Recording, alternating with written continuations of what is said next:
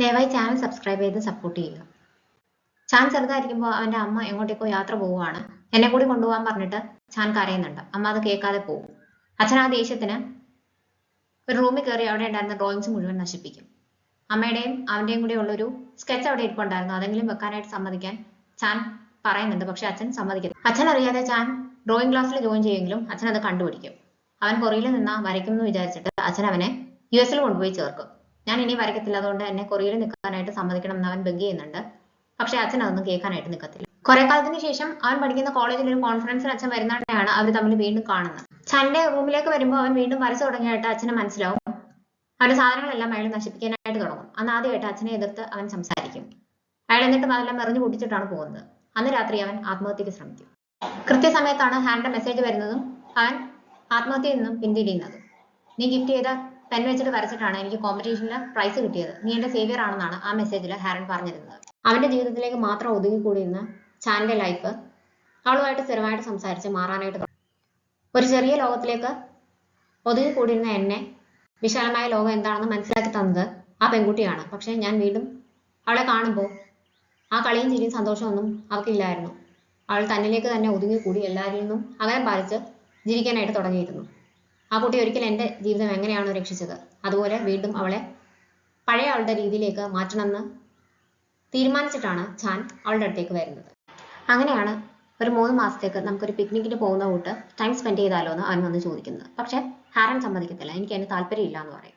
അവൻ വീണ്ടും നിർബന്ധിക്കുമ്പോഴത്തേക്കിനും റിഗ്രറ്റ്സ് ഇല്ലാതെ ജീവിക്കുക എന്നാണല്ലോ ഇയാളുടെ മോട്ടോ, അതുപോലെ ആളുകളുമായിട്ട് അടുപ്പം സൂക്ഷിക്കാതിരിക്കുക എന്നുള്ളതാണ് എൻ്റെ മോട്ടോ എന്ന് അവൾ പറയും.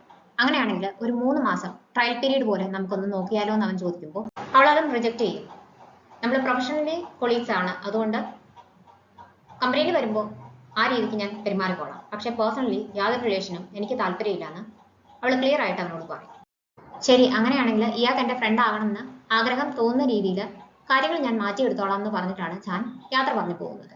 രാവിലെ എല്ലാവരെയും വിളിച്ചു കൂട്ടിയിട്ട് ഹാദം അവൾ കല്യാണം കഴിക്കാൻ പോവുകയാണെന്ന് അനൗൺസ് ചെയ്യും. എലിമെന്ററി സ്കൂൾ മുതൽ എൻ്റെ കൂടെ പഠിച്ച ആളാണ് എൻ്റെ ബോയ് ഫ്രണ്ട്. ബേസ്ബോൾ ടീമിൽ മെമ്പറാണ്. US-ലൊരു ക്ലബിലേക്ക് കളിക്കാനായിട്ട് അവസരം കിട്ടിയിട്ടുണ്ട്. അവൻ അതുകൊണ്ട് US-ലേക്ക് പോകും. അപ്പോൾ ഇവിടെ ആങ്ഷ്യസ് ആയിട്ട് ഡേയ്സ് സ്പെൻഡ് ചെയ്യാനായിട്ട് എനിക്ക് പറ്റത്തില്ല. അതുകൊണ്ടാണ് കല്യാണം കഴിക്കാമെന്ന് ഞാൻ തീരുമാനിച്ചത്. ഞാൻ US-ലേക്ക് പോകുന്നില്ല. നേരത്തെ തീരുമാനിച്ച കൂട്ടം ഇവിടെ മെഡിക്കൽ സ്കൂളിൽ ചേർന്ന് പഠിക്കാനായിട്ട് പോവുകയാണെന്നും ഹാദം പറയും. എന്തായാലും ഞാൻ ആ പയ്യനെ ഒന്ന് കണ്ട് സംസാരിക്കട്ടെ, അതിനുശേഷം നമുക്ക് തീരുമാനിക്കാമെന്ന് ഗ്രാൻഡ് മദർ അവളോട് പറയും. അടുത്ത ദിവസം മുതൽ ഓഫീസിൽ വെച്ചും പുറത്തു വെച്ചും എല്ലാം ചാനെ കാണുമ്പോൾ ഒളിച്ചു നടക്കേണ്ട അവസ്ഥയാവും ഹാരന്. അടുത്ത ദിവസത്തെ മീറ്റിംഗിൽ അന്വേഷൺ പ്രോജക്റ്റിൽ നിന്ന് പിന്മാറണമെന്ന് ഹാരൻ ഗ്രാൻഡ് മദറിന്റെ അടുത്ത് പറയും. അവളുടെ എക്സ്ക്യൂസസ് ഒന്നും കേൾക്കാനായിട്ട് ഗ്രാൻഡ് മദർ നിൽക്കത്തില്ല, സമ്മതിക്കത്തില്ല. അന്ന് ടേസുക ഓഫീസിൽ നിന്ന് പോകാനായിട്ട് ഇറങ്ങുമ്പോൾ ലാൻഡ് ഫോൺ ബെല്ലടിക്കും. പോയി നോക്കുമ്പോൾ ഹായങ്ങാണ്. അവളൊരു സ്ട്രീറ്റ് ഫുഡ് വെൻഡറിന്റെ അടുത്തുനിന്ന് ഫുഡൊക്കെ കഴിഞ്ഞതിന് ശേഷം കൊടുക്കാനായിട്ട് നോക്കുമ്പോൾ പൈസ കയ്യിലുണ്ടായിരുന്നില്ല. പൈസ ആയിട്ട് തന്നെ വേണം കൊടുക്കാൻ. അതിന് വേണ്ടിയിട്ട് ആരെങ്കിലും ഓഫീസിലുണ്ടോ എന്ന് അറിയാനായിട്ട് വിളിച്ചതാണ്. എടുത്തത് ടേസുക്കാണ്. അവൻ വന്ന് പൈസ ഒക്കെ കൊടുക്കുമ്പോഴത്തേക്കിനും ഞാനത് ട്രാൻസ്ഫർ ചെയ്ത് തരാമെന്ന് അവൾ പറയും. പക്ഷെ അവൻ സമ്മതിക്കത്തില്ല. ഇയാൾക്ക് ആവശ്യമുള്ള അത്രയും വാങ്ങി കഴിച്ചോളാനാണ് പറയുന്നത്. എന്നിട്ട് ശ്രദ്ധാപൂർവം കറിയൊക്കെ അവൾക്ക് നീക്കി വെച്ച് കൊടുക്കുകയും ചെയ്യുന്നുണ്ട്. അന്നേരം അവൾക്ക് ഒരു ഫ്രണ്ടിന്റെ കോള് വരും. ഒരു ബ്ലൈൻഡ് ഡേറ്റിന് പോകാൻ താല്പര്യമുണ്ടോ എന്നാണ് ചോദിക്കുന്നത്. അവൾക്ക് ഫോട്ടോയും അയച്ചു കൊടുക്കും. യൂഷ്വലി ഞാൻ ബ്ലൈൻഡ് ഡേറ്റിന് പോയി കഴിഞ്ഞാൽ തിരിച്ചു വരുമ്പോഴത്തേക്കും അവരെന്റെ ഫ്രണ്ട്സായി മാറുകയാണ് പതിവ്. ഇപ്രാവശ്യം അത് അങ്ങനെ വരത്തില്ല എന്ന് ഞാൻ ഉറപ്പ് വരുത്തും. ഇയാളുടെ പേരും ഫോട്ടോയും എല്ലാം എനിക്ക് ഇഷ്ടപ്പെട്ടു എന്ന് പറഞ്ഞിട്ട് അവള് ടേസുക്കിനെയും കാണിച്ചു കൊടുക്കും. എന്നിട്ട് എങ്ങനെയുണ്ടെന്ന് ചോദിക്കും. എനിക്കറിയത്തില്ല എന്നാണ് അവൻ മറുപടി പറയുന്നത്. ഹായൻ പറഞ്ഞിട്ട് ചാനും ഹാരനും തമ്മിൽ എന്തെങ്കിലും ഉണ്ടെങ്കിൽ അവൾ പ്രോജക്റ്റിൽ നിന്ന് പിന്മാറണം എന്ന് പറയത്തില്ലല്ലോ. അങ്ങനെ മിസ്കിവിനാകെ സംശയവും. ഞാനൊരു ബ്ലൈൻഡ് ഡേറ്റിന് പോവാണെന്നൊക്കെ ഹാരന്റെ അടുത്ത് പറഞ്ഞിട്ട് പോകാനായിട്ട് തുടങ്ങുന്നതാണ് ഹായങ്ങിന്റെ അടുത്ത് വന്ന് മിസ്കിൻ ചോദിക്കുന്നത്. നിങ്ങൾ രണ്ടുപേരും കൂടി എന്നെ കള്ളം പറഞ്ഞ് പറ്റിക്കുമായിരുന്നു എന്ന്. പെട്ടെന്ന് തന്നെ ഹായങ്ങിന് അപകടം മനസ്സിലാവും.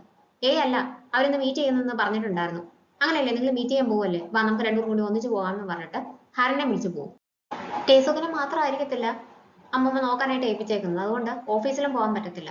അങ്ങനെയാണെങ്കിൽ കോഫി ഷോപ്പിലേക്ക് പോകാനായിട്ട് ഹായങ്ങളുടെ അടുത്ത് പറയും. പക്ഷെ അവിടെയും പോകാൻ പറ്റത്തില്ല എന്നാണ് ഹാരൻ പറയുന്നത്. കാരണം അവിടെ ചാൻ ഉണ്ടല്ലോ. അങ്ങനെ എങ്ങോട്ടേക്ക് പോകണം എന്ന് ആലോചിച്ചിട്ട് അവൾ വേറൊരു കഫേയിലേക്ക് പോകും. കുറച്ചു നേരം അവിടെ ഇരുന്ന് കഴിയുമ്പോഴത്തേക്കിനും ചാൻ അങ്ങോട്ടേക്ക് കുറച്ച് ഫ്രണ്ട്സുമായിട്ട് വരുന്നതാണ്. ഇവളങ്ങനെ ഒളിച്ചിരിക്കും. അതിനുശേഷം ഇവൻ കാണാതെ പുറത്തേക്ക് പോകും. അവന് സംശയം തോന്നിയിട്ട് പുറത്ത് നിന്ന് നോക്കുന്നുണ്ട്. പക്ഷെ അവളെ കാണത്തില്ല. സ്വസ്ഥമായിട്ടിരിക്കാന്ന് വിചാരിച്ചിട്ട് അവൾ നേരെ വരുന്നത് പാർക്കിലേക്കാണ്. കുറച്ച് കഴിയുമ്പോൾ ചാനോ അവിടേക്ക് തന്നെ വരും. അവന്റെ കണ്ണിൽ പെടാതെ ഒരുവിധമാണ് അവൾ അവിടെ നിന്നും രക്ഷപ്പെടുന്നത്. കുറച്ചു നേരം ബസ് സ്റ്റോപ്പിൽ ഇരുന്നിട്ട് തിരിച്ചു പോകാനായിട്ട് തുടങ്ങുമ്പോൾ ഹാരൻ കാണുന്നത് ചാൻ അവളുടെ അടുത്തേക്ക് വരുന്നതാണ്. അവൾക്ക് ചുമയാണെന്ന് അവൻ ശ്രദ്ധിച്ചിട്ടുണ്ടായിരുന്നു. അതുകൊണ്ട് തന്നെ കുറച്ച് ഫ്രൂട്ട് സിറപ്പ് ഒക്കെ റെഡിയാക്കിയിട്ട് കൊണ്ടുവന്നിട്ടുണ്ടായിരുന്നു. അത് കൊടുക്കാനായിട്ട് ശ്രമിക്കുമ്പോഴത്തേക്കും എനിക്ക് ധൃതിയാണെന്ന് പറഞ്ഞ് അവൾ പോകാനായിട്ട് തുടങ്ങും. അന്നേരം ഒരു ബൈക്ക് അങ്ങോട്ടേക്ക് സ്പീഡിൽ വരും. ചാൻ ഹാരനെ പിടിച്ചു മാറ്റും. രണ്ടുപേരും കൂടി താഴെ വീഴും. അവന്റെ കയ്യിൽ ഇരുന്ന കുപ്പിയെല്ലാം പൊട്ടും. അവളുടെ കയ്യിൽ നിന്ന് ബാഗും എല്ലാം താഴെ പോവും. അവളുടെ കൈ നന്നായിട്ട് മുറിയുകയും ചെയ്യും. അത് കാണുന്നുണ്ടെ ഹോസ്പിറ്റലിലേക്ക് പോകാമെന്ന് അവൻ പറയുമെങ്കിലും അവൾ സമ്മതിക്കത്തില്ല. ഇയാളുമായിട്ട് ക്ലോസ് ആകാൻ എനിക്ക് യാതൊരു ഇന്റൻഷനും ഇല്ലാന്ന് ക്ലിയർ ആയിട്ട് ഞാൻ പറഞ്ഞു കഴിഞ്ഞതല്ലേ, പിന്നെ എന്തിനാണ് എപ്പോഴും കാണുമ്പോൾ അടുപ്പമുള്ളോട്ട് ഇയാൾ സംസാരിക്കുന്നത്? ഞാൻ വിയേർഡാണ്. എന്റെ ഡെയിലി ലൈഫിലേക്ക് പുറത്തുനിന്ന് ആരെങ്കിലും കടന്നു വരുന്നത് എനിക്ക് ഇഷ്ടമല്ല. എന്റെ ഡെയിലി റൂട്ടീനെ അത് ബാധിക്കും. അതെനിക്ക് ഒട്ടും ഇഷ്ടമുള്ള കാര്യമല്ല. താൻ കാരണം എനിക്ക് ആ കഫേയിലേക്ക് പോലും പോകാൻ പറ്റാത്ത അവസ്ഥയായി എന്ന് അവൾ അവൻ്റെ അടുത്ത് ദേഷ്യത്തിൽ പറയും. ഇയാളുടെ കൈ മുറിഞ്ഞ് സ്വല്ലനായിട്ടുണ്ട്. ഇയാളൊരു ഡിസൈനർ അല്ലേ, അത് പ്രശ്നമായിട്ട് വരും. അതുകൊണ്ട് ഞാൻ ഒരു രീതിക്ക് ഇയാളെ ശല്യം ചെയ്യത്തില്ല. ദയവ് ചെയ്ത് നമുക്ക് ഹോസ്പിറ്റലിൽ പോകാമെന്ന് പറഞ്ഞിട്ട് ചാൻ അവളെ കൊണ്ട് ഹോസ്പിറ്റലിലേക്ക് പോകും. 2 ആഴ്ചത്തേക്ക് കൈക്ക് സ്ട്രെയിൻ കൊടുക്കരുതെന്നാണ് ഹോസ്പിറ്റലിൽ നിന്ന് അവളോട് പറയുന്നത്. ചാൻ അവളെ അവിടെ ഇരുത്തിയിട്ട് പറഞ്ഞ കൂട്ട് പുറത്ത് വന്ന് നമുക്ക് വേണ്ടിയിട്ട് വെയിറ്റ് ചെയ്യും. അവളുടെ ബാഗെല്ലാം ചാൻ്റെ കയ്യിൽ തന്നെയാണ്. രാവിലെ ഇവനെ ആ റെസ്റ്റോറൻറ്റിൽ വെച്ച് കണ്ടപ്പോൾ അവിടുത്തെ ഫ്ലയർ ഒക്കെ വെച്ചിട്ട് മുഖം മറിച്ചിട്ടാണ് ഇവള് പുറത്തേക്ക് ഇറങ്ങി ഓടിയത്. സാധനങ്ങളെല്ലാം പുറത്ത് പോയതിന്റെ കൂട്ടത്തിൽ അതും ഇവളുടെ ബാഗിൽ നിന്ന് പുറത്ത് പോയിട്ടുണ്ടായിരുന്നു. അതെല്ലാം കൂടി ഒന്നിച്ചാണ് ഇവളെടുത്ത് കയ്യിൽ പിടിച്ചത്. ഇവനത് എന്താണെന്ന് തുറന്നു നോക്കും. കാണുമ്പോൾ അവന് കാര്യം മനസ്സിലാവും. എത്രമാത്രം അവനെ അവോയ്ഡ് ചെയ്യാനായിട്ട് ഹാരൻ ശ്രമിക്കുന്നുണ്ടെന്ന് അവൻ തിരിച്ചറിയും. അതുകൊണ്ട് തന്നെ ഹോസ്പിറ്റലിൽ നിന്ന് പോകാൻ നേരത്ത് അവൻ അപ്പോളജൈസ് ചെയ്യും. ഞാൻ കാരണം ഇയാൾ കഫേയിലേക്ക് വരാതിരിക്കേണ്ട, ഞാൻ അവിടുന്ന് താമസം മാറാം. പിന്നെ ഈ നെയ്ബർഹുഡിൽ ഇഷ്ടമുള്ളപ്പോഴെല്ലാം ഇയാൾക്ക് ഇറങ്ങി നടക്കുകയും ചെയ്യാം. എനിക്ക് കുറച്ച് ദിവസത്തെ സമയം തന്നാൽ മതി, ഞാൻ ഇവിടുന്ന് മാറിപ്പോക്കോളാം എന്ന് പറയും. അവൾക്ക് എന്തെങ്കിലും മറുപടി പറയാൻ പറ്റുന്നതിന് മുമ്പ് തന്നെ ടാക്സി വിളിച്ച് അവളെ പറഞ്ഞു വിടും. കുറച്ച് ദിവസമായിട്ട് ഹാരനെ കഫേയിലേക്ക് കാണുന്നില്ല. അതുകൊണ്ട് തന്നെ മിസ്റ്റർ പാർക്ക് വിളിച്ചു നോക്കും. 7 വർഷത്തിനിടയിൽ ഒരിക്കൽ പോലും ഒരു ദിവസം പോലും വരാതിരുന്നിട്ടില്ല. അതുകൊണ്ടാണ് വിളിക്കുന്നതെന്ന് പറയും. എനിക്ക് കുറച്ച് തിരക്കായിപ്പോയി, അതുകൊണ്ടാണ്. തിരക്കൊഴിയുമ്പോൾ ഞാൻ തീർച്ചയായിട്ടും വരാമെന്ന് പറഞ്ഞിട്ട് അവൾ കോൾ കട്ട് ചെയ്യാനായിട്ട് തുടങ്ങുമ്പോഴത്തേക്കിനും അങ്ങോട്ടേക്ക് വന്ന് ചാൻ്റെ സൗണ്ട് കേൾക്കും. അവർ സംസാരിക്കുന്നതെന്ന് പാർക്കിന് വേണ്ടിയിട്ട് അവൻ സൂപ്പൊക്കെ റെഡിയാക്കി വെച്ചിട്ടാണ് പോയതെന്ന് അവൾക്ക് മനസ്സിലാവും. അവൻ കൂടെയുള്ളത് എനിക്കൊരു ധൈര്യമാണ്, ആള് നല്ല അഡോറബിൾ ആണെന്നൊക്കെ പാർക്ക് പറഞ്ഞത് അവൾ ഓർക്കും. ചാൻ ഗ്ലാസ് നിന്ന് മാറ്റി നട്ട ചെടി വാടി നിൽക്കുകയാണ്. അതിന് ട്രാൻസ്പ്ലാന്റ് ഷോക്കാണ്. പുതിയ സറൗണ്ടിങ്സുമായിട്ട് ഒന്ന് റെഡി ആവാനായിട്ട് കുറച്ച് ദിവസങ്ങളെടുക്കും. അതിനുശേഷം അത് നല്ലോണം വളർന്നോളും. ചില ചെടികൾക്ക് അത് പറ്റാറില്ല, അതൊക്കെ വാടി കരിഞ്ഞു പോകും. അത് കഷ്ടമാണെന്ന് പാർക്ക് അവന് പറഞ്ഞു കൊടുക്കും. നിങ്ങൾ കാരണം എനിക്ക് ആ കഫേയിലേക്ക് പോലും വരാൻ പറ്റാതായി എന്ന് ഹാരൻ പറഞ്ഞതാണ് ചാൻ്റെ മനസ്സിലേക്ക് വരുന്നത്. അവൻ മാറാൻ നമുക്ക് വാക്ക് കൊടുത്തിട്ടുണ്ടായിരുന്നല്ലോ. അതിനെപ്പറ്റി പാർക്കിനടുത്ത് പറയാൻ പോകുമ്പോഴത്തേക്കിനും ഇയാൾ വന്നത് എനിക്ക് സന്തോഷമുള്ള കാര്യമാണ്, എനിക്കിപ്പോൾ ഒരു മോനെ കിട്ടിയതുപോലെ തോന്നുന്നു എന്ന് പാർക്ക് അവനോട് പറയും. അതുകൊണ്ട് തന്നെ അവൻ അതിനെക്കുറിച്ചൊന്നും അയാളുടെ അടുത്ത് സംസാരിക്കത്തില്ല. ഹാദമിന്റെ ബോയ് ഫ്രണ്ടിന്റെ പേര് ചായ് ഉയം എന്നാണ്. സ്കൂളിലെ പ്രാക്ടീസ് കഴിഞ്ഞിട്ട് അവൻ ഹാദമിനെ കാണാനായിട്ട് വരും. ഫോണിൽ സംസാരിച്ചുകൊണ്ടാണ് വരുന്നത്. അവളൊരു കൺവീനിയൻസ് സ്റ്റോറിൽ സാധനങ്ങളൊക്കെ നോക്കിക്കൊണ്ട് നിൽക്കുകയായിരിക്കും. പെട്ടെന്ന് എന്തോ ഒരു സൗണ്ട് കേൾക്കും. തിരിച്ച് അവൻ്റെ അടുത്ത് സംസാരിക്കുമ്പോൾ റെസ്പോൺസ് ഒന്നുമില്ല. അവനെന്തോ പറ്റിയെന്ന് പേടിച്ചിട്ട് അവൾ ഓടി വരും. അവനൊക്കെ നേരിട്ട് കാണുമ്പോഴാണ് പ്രശ്നമൊന്നുമില്ലാന്ന് മനസ്സിലാകുന്നത്. ആർക്കോ ആക്സിഡന്റ് പറ്റിയിട്ട് അവൻ ഹെൽപ്പ് ചെയ്യാൻ പോയതാണ്. ഞാൻ US-ലേക്ക് പോകുന്നതിന് മുമ്പ് നമുക്ക് കല്യാണം കഴിക്കാൻ പറ്റുമോ എന്ന് അവൻ അവളുടെ അടുത്ത് ചോദിക്കും. അമ്മൂമ്മ നിന്നെ കണ്ട് സംസാരിക്കണം എന്ന് പറഞ്ഞിട്ടുണ്ട്. ഞാൻ പ്ലാൻ ചെയ്തതുപോലെ അല്ലാതെ എന്തെങ്കിലും ഇതുവരെ നടക്കുന്നത് നീ കണ്ടിട്ടുണ്ടോ എന്ന് അവൾ തിരിച്ചു ചോദിക്കും. ചാൻ എല്ലാവരുമായിട്ട് നല്ല കമ്പനിയാണ്. അവന്റെ കമ്പനി എല്ലാവരും ഇഷ്ടപ്പെടുന്നുണ്ട്. അവർക്ക് വേണ്ടിയിട്ട് അവൻ മാജിക് ഒക്കെ കാണിച്ചു കൊടുക്കുന്നുണ്ട്. ഗ്രൂപ്പ് ചാറ്റിന്റെ കാര്യമൊക്കെ അവർ സംസാരിക്കുന്ന കേൾക്കുമ്പോൾ അങ്ങനെ ഒരു സംഭവത്തെ പറ്റി ഹാരൻ അറിയത്തില്ല. അവൻ എല്ലായിടത്തും എന്ന പോലെ തന്നെയാണ് എന്നോടും സംസാരിക്കാനായിട്ട് വന്നത്. പക്ഷെ ഞാൻ ഓവർ റിയാക്ട് ചെയ്തോ? ആൺകുട്ടിയായാലും പെൺകുട്ടിയായാലും എനിക്ക് ഒരു റിലേഷൻ താല്പര്യമില്ല എന്നൊക്കെ പറഞ്ഞത് കുറച്ച് കൂടി പോയോ എന്നൊക്കെയുള്ള ചിന്തയിലിരിക്കും ഹാരൻ. അന്നത്തെ മീറ്റിംഗിൽ കുറച്ച് പാലസസ് വിസിറ്റ് ചെയ്യാനായിട്ട് പോകുന്നുണ്ട്. റെഫറൻസിന് വേണ്ടിയിട്ടാണെന്ന് ചാൻ മിസ് കിമ്മിന്റെ അടുത്ത് പറയുന്നുണ്ട്. അവന്റെ കൂടെ ചെല്ലാനായിട്ട് ഹാരന്റെ അടുത്ത് അവർ പറയും. അവളത് ഒഴിവാക്കാനായിട്ട് നോക്കുന്നുണ്ട്. ഫാക്ടറി വിസിറ്റ് ഉണ്ടെന്നൊക്കെ പറയും. അവിടേക്ക് പോകാനായിട്ട് രമ്യയെ വിട്ടാൽ മതി, ഇതിന് നീ തന്നെ പോകണമെന്ന് മിസ് കിം നിർബന്ധം പിടിക്കും. അവർ രണ്ടും പോയി കഴിയുമ്പോഴത്തേക്കും ഇയാൾ കംഫർട്ടബിൾ അല്ലാന്നുണ്ടെങ്കിൽ ഞാൻ വേറെ ദിവസത്തേക്ക് മാറ്റി വെക്കാം, അപ്പോൾ ഇയാൾക്ക് വരണ്ടല്ലോ എന്ന് ചാൻ ചോദിക്കും.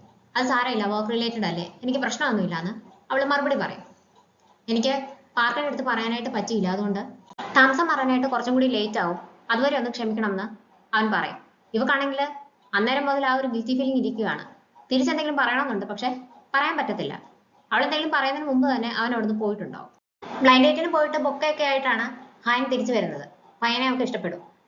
പയ്യൻ ഇവിടെ അടുത്താണ് ജോലി ചെയ്യുന്നത്. അതുകൊണ്ട് ഞങ്ങൾക്ക് എപ്പോഴും മീറ്റ് ചെയ്യാം. ഇനി കുറച്ച് ദിവസത്തേക്ക് ലഞ്ചിന് നിങ്ങളുടെ കൂടെ ഞാൻ ഉണ്ടാവില്ല എന്നൊക്കെ അവൾ പറയുന്നത് ടീസൊക്കെ കേൾക്കും.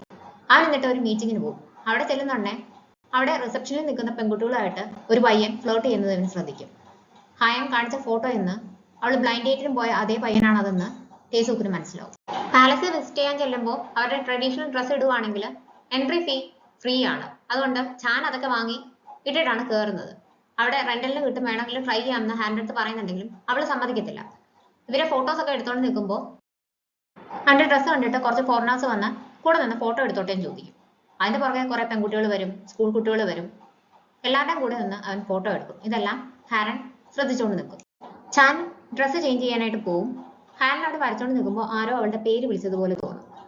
ചാൻ തിരിച്ചു വന്ന് നോക്കുമ്പോഴത്തേക്കും അവളെ അവിടെ കാണത്തില്ല. ഫോൺ ചെയ്യുമ്പോൾ ഫോൺ അവിടെ വെച്ചിട്ടാണ് പോയതെന്ന് മനസ്സിലാവും. ചാൻ അവളെ അന്വേഷിച്ച് അവിടെ എല്ലാം നടക്കും നോക്കുന്നുണ്ടെങ്കിൽ അവള് ദൂരെ ഒരിടത്ത് ഒറ്റയ്ക്ക് പോയി മാറിയെടുത്ത് കരയുന്നതാണ് കാണുന്നത്. ചെന്ന് കാര്യം ചോദിക്കുമ്പോൾ സ്വാഭാവികമായും അവൾ ആദ്യം പറയത്തില്ല. അവന് കമ്പനി കൊടുക്കാനായിട്ട് അവിടെ ഇരിക്കും. കുറച്ചു നേരം കഴിയുമ്പോഴത്തേക്കിനും ഞാൻ അവിടെ വരച്ചോണ്ടിരുന്നപ്പോൾ ആരോ എന്റെ പേര് വിളിക്കുന്നത് പോലെ തോന്നി. ഞാൻ ചെന്ന് നോക്കിയപ്പോൾ വേറൊരു കുട്ടിയെ അതിന്റെ അമ്മ വിളിക്കുന്നതായിരുന്നു. പക്ഷെ അത് എന്റെ അമ്മയുടെ അതേ ശബ്ദം പോലെ എനിക്ക് തോന്നി. എന്റെ അമ്മയും എന്നെ അതുപോലെയാണ് വിളിച്ചിരുന്നതെന്ന് അവള് പറയും. അപകടം നടന്ന ദിവസം ഇവരെല്ലാം കൂടി ഒന്നിച്ചാണ് യാത്ര പോയത്. ഹാദമും അച്ഛനും അമ്മയും ഒരു കാറിലും ഗ്രാൻഡ് മദറും ഹാരനും ഹായങ്ങും മറ്റൊരു കാറിലും പുറകിലുമായിരുന്നു. അവളുടെ മുന്നിൽ വെച്ചിട്ടാണ് ഹാരന് അച്ഛനെയും അമ്മയും നഷ്ടപ്പെടുന്നത്. ആ കാര്യങ്ങളൊക്കെ ഹാരൻ ചാനുമായിട്ട് ഷെയർ ചെയ്യും. ഇയാൾക്ക് ഒരുപാട് മിസ് ചെയ്ത ഒരാള് ഇയാളെ വിളിക്കുന്നത് പോലെ തോന്നുന്നത് ഒരിക്കലും വിയേർഡായിട്ടുള്ള ഒരു കാര്യമല്ല എന്ന് ചാൻ അവളോട് പറയും. അത് കേൾക്കുമ്പോൾ അവൾക്ക് സ്ട്രേഞ്ച് ആയിട്ട് തോന്നും. അവൾ ഒരിക്കലും അവളുടെ പേഴ്സണൽ കാര്യങ്ങൾ മറ്റൊരാളായിട്ട് ഷെയർ ചെയ്തിട്ടില്ല. ഒരുപക്ഷെ 3 മാസത്തിന് ശേഷം അവൻ കൊറിയയിലേക്ക് പിന്നീട് ഒരിക്കലും തിരിച്ചു വരത്തില്ല എന്ന് പറഞ്ഞതുകൊണ്ടായിരിക്കാം എന്ന് അവൾ സ്വയം സമാധാനിക്കും. എന്നിട്ട് അവനോട് അപ്പോളജൈസ് ചെയ്യും. ഞാൻ ഒരിക്കലും ഇയാളുടെ അടുത്ത് ദേഷ്യത്തോടു കൂടി സംസാരിക്കരുതായിരുന്നു. നന്നായിട്ട് ഞാൻ ഇതുവരെ സംസാരിച്ചിട്ടില്ലെന്ന് എനിക്കറിയാം. ഇയാൾ ഒരു കുറ്റവും ചെയ്തിട്ടില്ല, എന്നിട്ടും ഞാൻ അങ്ങനെയാണ് പെരുമാറിയതെന്ന് പറഞ്ഞിട്ടാണ് ഇവൾ അപ്പോളജൈസ് ചെയ്യുന്നത്. അവനെന്തായാലും തിരിച്ച് അപ്പോളജൈസ് ചെയ്യും. എന്റെ കുറ്റമാണ്, ഞാൻ ഒരിക്കലും ഇയാളുടെ അവസ്ഥ മനസ്സിലാക്കാതെ അങ്ങോട്ടേക്ക് വന്ന് സംസാരിക്കാനായിട്ട് പാടില്ലായിരുന്നു എന്ന് പറയുമ്പോഴത്തേക്കിനും എല്ലാവരും ഇതുപോലെയാണ്, ഞാൻ എത്ര റൂഡും ക്രൂവലും ആണെന്ന് എനിക്കറിയാം. തെറ്റെന്റെ ആണെങ്കിലും മറ്റുള്ളവരാണ് അപ്പോളജൈസ് ചെയ്യുന്നത് എപ്പോഴും. എന്റെ ഈ സ്വഭാവം മാറ്റണം എന്ന് എനിക്കുണ്ട്, പക്ഷെ എന്നെ കൊണ്ട് പറ്റുന്നില്ല. എങ്ങനെയാണ് മാറേണ്ടതെന്ന് എനിക്കറിയത്തില്ല. എനിക്ക് മറ്റുള്ളവരെ അടുപ്പിക്കാനായിട്ട് പേടിയാണ്. ഞാൻ ഇഷ്ടപ്പെട്ട ആളുകളെല്ലാം ഒരു മുന്നറിയിപ്പും ഇല്ലാതെ എന്റെ ലൈഫിൽ നിന്ന് പോയി. ഇനി ഒരിക്കൽ കൂടി അങ്ങനെ എന്തെങ്കിലും സംഭവിക്കുകയാണെങ്കിൽ എനിക്ക് ജീവിതമായിട്ട് മുന്നോട്ട് പോകാൻ പറ്റത്തില്ല എന്ന് ഹാരൻ അവനോട് പറയും. ബ്ലൈൻഡ് ഡേറ്റിന് മീറ്റ് ചെയ്ത പയ്യനുമായിട്ട് ഹായൻ സംസാരിക്കുന്നത് ടേസൂക്ക് കേൾക്കും. അവരന്നും പരസ്പരം കാണാൻ വേണ്ടിയിട്ട് പോവുകയാണെന്ന് മനസ്സിലാക്കിയിട്ട് മിസ്കിം ഇയാളെ വിളിച്ചിട്ടുണ്ടായിരുന്നു. എന്തോ അത്യാവശ്യമായിട്ട് ഡിസ്കസ് ചെയ്യാനുണ്ട്, ഒരുപാട് നേരം എടുക്കുമെന്ന് അവൻ പറയും. അത് കേട്ടിട്ട് അവർക്ക് അവളുടെ മീറ്റിംഗ് ക്യാൻസൽ ചെയ്യേണ്ടി വരും. പക്ഷെ അവൾ ചെന്ന മിസ്കിമിന്റെ റൂമിൽ നോക്കുമ്പോൾ അവിടെ ആരെയും കാണത്തില്ല. തിരിച്ച് വീട്ടിലേക്ക് വരുമ്പോൾ അവൻ നെയ്ബർഹുഡിലുള്ള കുട്ടികളുടെ അടുത്തൊക്കെ ഫ്രീ ആയിട്ട് സംസാരിക്കുന്നതൊക്കെ ഇവള് കൗതുകത്തോടെ നോക്കി നിൽക്കും. ഇയാളെ ശരിക്കും എത്ര പെട്ടെന്നാണ് മറ്റുള്ളവരായിട്ട് അടുക്കുന്നതെന്ന് പറഞ്ഞിട്ടാണ് ഇവള് പോകുന്നത്. എനിക്ക് ഇതിൽ നിന്ന് പുറത്തു കിടക്കണമെന്നുണ്ട്, എങ്ങനെയാണ് മാറേണ്ടതെന്ന് അറിയത്തില്ല എന്ന് അവൾ പറഞ്ഞത് ചാൻ ഓർക്കും.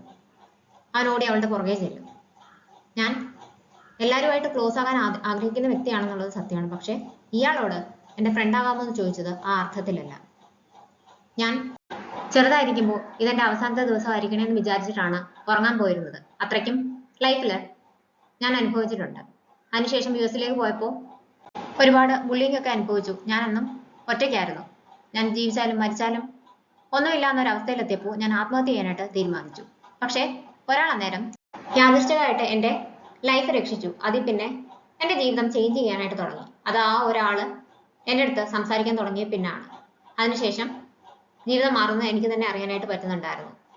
ഓരോ ദിവസം എങ്ങനെ മുന്നോട്ട് പോകണം എന്നൊക്കെ ഞാൻ ചിന്തിച്ചു തുടങ്ങി. അത്രയും മാറ്റം എനിക്ക് വന്നെങ്കിൽ അത് ആ ഒരു വ്യക്തി കാരണം മാത്രമാണ്. അങ്ങനെ ഒരു വഴിയുണ്ടെന്ന് ആ വ്യക്തിയാണ് എനിക്ക് മനസ്സിലാക്കി തന്നത്. അത് തനിക്കും പറഞ്ഞു തരണം എന്ന് എനിക്ക് തോന്നി. എനിക്ക് അതിൽ നിന്ന് പുറത്തു കടക്കാനായിട്ട് പറ്റിയെങ്കിൽ തനിക്കും മാറാനായിട്ട് പറ്റും. അതെങ്ങനെയാണെന്ന് സ്വന്തമായിട്ട് ഫിഗർ ഔട്ട് ചെയ്യണം എന്ന് മാത്രമേ ഉള്ളൂ. അത് മനസ്സിലാക്കി കഴിഞ്ഞാൽ പിന്നീട് അത് എളുപ്പമായിരിക്കുമെന്ന് ചാൻ ഹാരൻ്റെ അടുത്ത് പറയും. ഇയാളെ കണ്ടപ്പോൾ പണ്ടത്തെ എന്നെയാണ് എനിക്ക് ഓർമ്മ വന്നത്. അതുകൊണ്ട് ഹെൽപ്പ് ചെയ്യണം എന്ന് തോന്നി. അങ്ങനെയാണ് തന്നോട് വന്ന് ഞാൻ സംസാരിച്ചത്. പക്ഷെ ഇയാളെ ഞാൻ അൺകംഫർട്ടബിൾ ആക്കുകയാണ് ചെയ്തതെന്ന് പറഞ്ഞിട്ട് അവൻ വീണ്ടും അപ്പോളജൈസ് ചെയ്തിട്ടാണ് പോകുന്നത്. ഹാരൻ ചാനിന്റെ പുറകെ ചെല്ലും. അവന് വേണ്ടിയിട്ട് ഡ്രിങ്ക്സ് വാങ്ങിയിട്ടാണ് ചെല്ലുന്നത്. ഇയാൾ നേരത്തെ എന്നോട് പറഞ്ഞില്ലേ, അതിപ്പോഴും വാലിഡ് ആണോ? 3 മാസത്തേക്ക് ട്രയൽ പീരീഡ് പോലെ നമുക്ക് ഫ്രണ്ട്സ് ആകാമെന്ന് പറഞ്ഞില്ലേ? ഇയാൾ ഓക്കെ ആണെങ്കിൽ എനിക്ക് സമ്മതമാണെന്ന് പറയും. എനിക്ക് ഇതിൽ നിന്ന് പുറത്തു കിടക്കണം എന്നുണ്ട്, മാറണം എന്നുണ്ട്. ഇയാളെ ആരോ അതിന് ഹെൽപ്പ് ചെയ്തു, അത് പഠിപ്പിച്ചു തന്നു എന്നല്ലേ പറഞ്ഞത്. എനിക്കും അതെങ്ങനെയാണെന്ന് പഠിപ്പിച്ചു തരാമോ, എങ്ങനെയാണെന്ന് കാണിച്ചു തരാമോ എന്ന് അവൾ ചാൻ്റെ അടുത്ത് ചോദിക്കും. ഇവനാണെങ്കിൽ അന്തം വിട്ട് നിൽക്കുകയാണ്. ഇവൻ പറഞ്ഞത് മുഴുവൻ ഇവളെ പറ്റിയാണ്. അത് അവൾക്ക് അറിയത്തില്ലല്ലോ. അവൻ മിണ്ടാതെ നിൽക്കുന്ന കാണുമ്പോഴത്തേക്കിനും അവൾ ഇത്രയും നാളെ ഹാർഷായിട്ടൊക്കെ സംസാരിച്ചത് കൊണ്ട് അവൻ സമ്മതം പറയാത്തതാണെന്ന് അവൾ തെറ്റിദ്ധരിക്കും. അതുകൊണ്ടാണോ ഇയാൾ സമ്മതിക്കാത്തതെന്ന് അവൾ വീണ്ടും ചോദിക്കുമ്പോഴത്തേക്കിനും അങ്ങനെയല്ല, ഞാൻ പറഞ്ഞ കാര്യം ഇപ്പോഴും വാലിഡ് ആണ്. ഒരു 3 മാസം പിക്നിക്കിന് പോകുന്ന കൂട്ടം നമുക്ക് ഒന്നിച്ച് ഫണ്ണായിട്ടുള്ള ഒരുപാട് കാര്യങ്ങൾ ചെയ്യാം. മാറാൻ വേണ്ടിയിട്ട് ഇയാളെ ഞാൻ ഹെൽപ്പ് ചെയ്യാമെന്ന് ചാൻ ഹാനിന്റെ അടുത്ത് പറയും. അത് കേൾക്കുമ്പോൾ അവൾക്ക് സന്തോഷമാവും. മാറാൻ വേണ്ടിയിട്ട് ഞാനും മാക്സിമം ട്രൈ ചെയ്യാമെന്ന് അവൾ ചാനിന് വാക്ക് കൊടുക്കും. ദയവായി ചാനൽ സബ്സ്ക്രൈബ് ചെയ്ത് സപ്പോർട്ട് ചെയ്യുക.